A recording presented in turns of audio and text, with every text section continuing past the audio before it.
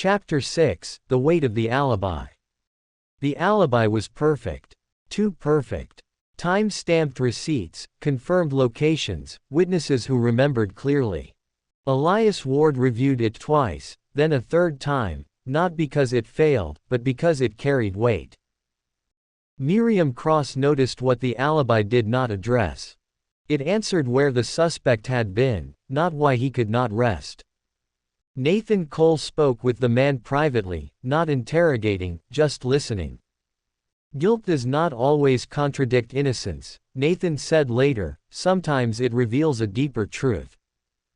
The man had not committed the crime, but he had financed it, unknowingly at first, then knowingly when the truth became inconvenient. His alibi protected him legally, but his conscience remained exposed. Romans chapter 14 verse 12 settled the matter for Elias, each of us will give an account of himself to God. The man agreed to cooperate. Justice expanded outward, touching those who believed distance equaled innocence. Truth had not challenged the alibi. It had stepped around it. Chapter 7, A Voice in the Crowd. The tip came from a public place, a crowded transit station where anonymity felt safe. Miriam Cross met the source alone, recognizing the courage it takes to speak when surrounded by indifference. The witness had seen everything, but fear had kept his mouth closed. Years passed, and silence grew heavier. Nathan later reflected on Proverbs chapter 28 verse 1, "The wicked flee when no one pursues, but the righteous are bold as a lion." The statement reopened a stalled investigation. Elias connected the testimony to overlooked footage, and a suspect long dismissed resurfaced. When the arrest came, the witness stood at a distance, watching quietly. He did not seek recognition, only relief. The crowd moved on, unaware that truth had passed through unnoticed, yet unstoppable.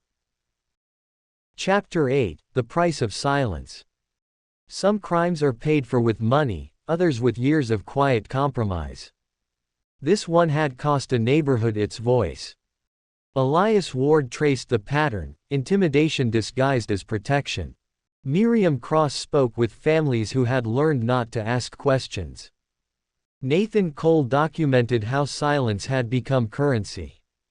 Isaiah chapter 59 verse 14 guided their work, justice is turned back, and righteousness stands far away. Breaking the silence required patience. One voice led to another, then another. The case unraveled slowly, like a knot loosened one thread at a time. When it ended, the neighborhood did not celebrate. Healing is quieter than victory. But silence no longer ruled. Chapter 9, The Measure of Mercy. The suspect was young, reckless, and visibly broken. Elias Ward reviewed the facts, the crime was real, the damage undeniable. Yet Miriam Cross saw repentance forming where despair once lived. Nathan Cole remembered James chapter 2 verse 13, mercy triumphs over judgment. Justice was served, but mercy shaped how it was delivered. Rehabilitation replaced retaliation. Accountability remained, but hope was introduced. The young man wept when the ruling was read, not because he escaped consequences, but because someone believed he could become more than his worst decision. Mercy had not weakened justice.